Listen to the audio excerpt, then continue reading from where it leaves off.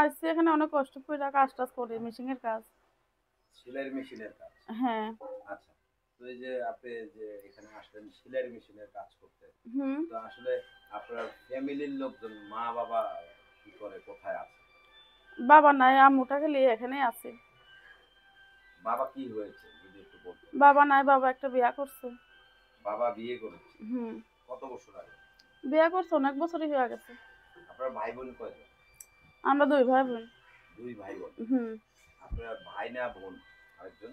ছোট একটা ভাই আছে, আমি বড়। আপনি বড়। হুম। আচ্ছা, তো আপনাদের ফ্যামিলিটা কিভাবে চলে?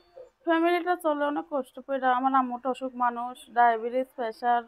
আমি সংসারটা চলাই কষ্ট কইরা। এই মানুষের বাড়ি মেশিনের কাজ করি অনেক কষ্ট কইরা। যতক্ষণে দেয় সেতক্ষণে সংসারটা চলে। আচ্ছা, তো এই যে আপনি কষ্ট করে আপনার ফ্যামিলিটা চালান। তো আপনাদের হুম। মানে আপনার বয়স কত এখন? আমার 18 বছর। 18 বছর। হুম। বিয়ে শাদী হয়েছে? বিয়া শাদী হয় নাই। আচ্ছা, বিয়ে শাদী কেন হলো না এখনো? এখনো আমি করি নাই, মনের মতন মানুষ পাই নাই। মনের মতন মানুষ পাইলে তারপরে বিয়া শাদী বসবো। মনের মতো মানুষ বলতে কিরকম মতো মানুষ চাচ্ছেন? এই তো আম্মুটাকে একটু দেখাশোনা করব, একটা মেশিন কিনা দিব, হুম। আম্মুটা চালাইবো, পরে তার কাছে বিয়া শাদী বসবো। আচ্ছা, তো অনেকেই তো এরকম বলে যে আহ, যদি আমার ফ্যামিলিকে দেখে তাহলে আমি বিয়ে শাদী বসবো। পরে তো আর বিয়ে বসে না। ভাই সব মানুষ এক না, পৃথিবীতে খারাপ ভালো মিলিয়ে চলে। আচ্ছা, তাহলে কি আপনি বলতেছেন যে আপনি ভালো? হ্যাঁ, আমি অবশ্যই বলবো আমি ভালো, কিন্তু সব মানুষ তো আর এক না। খারাপ ভালো মিলিয়ে তো দুনিয়াটা চলে, খারাপও আছে ভালো আছে। আচ্ছা, তো কেমন বয়সের লোক হলে বিয়ে করবেন? যেরকমই হোক, বুড়ো হোক কি জোয়ান হোক, কোনো সমস্যা নাই। সে যদি আমার পাশে থাকতে পারে, এক বেলা এক মুঠো খাইতে পারে, সেটাই আমি চাই। সে যেরকমই হোক। প্রেম করেছেন কখনো? ব্যায়াম করার টাইম নেই এখন, আমি কষ্টে আছি, আম্মুটাকে লিয়া টেনশনে আছি। আম্মুটা অসুখ মানুষ, ওষুধ দিয়ে কিনে খাইতে পারি না। সবসময় কাজে কমরে দিনটা যায়, তাই পিরিত করাটা টাইম পাইবো কখন?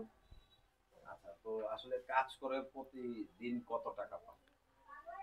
পাই না, আমি অল্প টাকা দিয়ে 200-300 এই টাকা কি আর সংসার চলে? এই কারণে অনেক কষ্ট করে প্রতিবেদনের সামনে আইছি। আচ্ছা, মানে 200-300 টাকা পান। হুম। আচ্ছা, এই যে 200-300 টাকা দিয়ে কি চলে আপনাদের?